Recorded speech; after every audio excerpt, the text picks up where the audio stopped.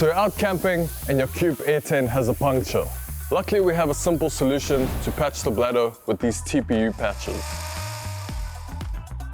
For demonstration purposes, we've removed the inner from the Cube. To find the puncture, listen for a hissing sound.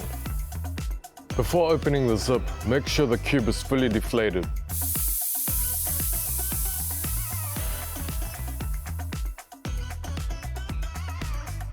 Clean the repair area thoroughly. Apply the TPU patch over the puncture. Fasten both zips together with a zip tie to keep them locked. Leave the repair for at least 4 hours to set. And that's the fastest way to repair a puncture on the Cube.